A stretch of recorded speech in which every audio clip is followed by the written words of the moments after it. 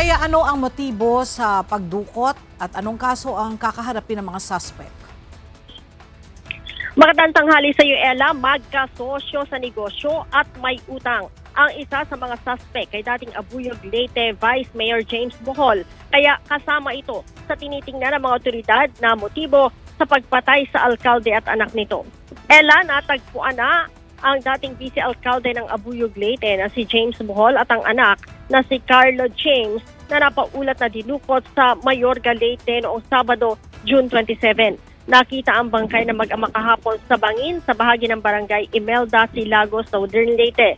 Matapos mapaulat na nawawala, agad naglunsad ng operasyon ang mga pulis upang hanapin ang mga ito. Ang mga suspect sa krimen, sinasabing mabilis na nakatakas patungo Metro Manila. Ngunit kahapon ng gabi, tuluyan na silang natunto ng mga otoridad sa Pasay City. Ang mga suspect ay may mga edad na 27, 24 at 30 years old. Nasa kustodiya na Ella ang mga ito ng PNP Anti-Kidnapping Group at nakatakdang dalhin sa Leyte para sa pagsasampa ng kasong kidnapping at double murder. Samantala, sasailalim naman sa forensic at technical examination ang umano'y getaway vehicle ng mga ito na nadiskubre sa barangay Balubal, Sariaya, Quezon. Ella? Maraming salamat, Leia Ilagan.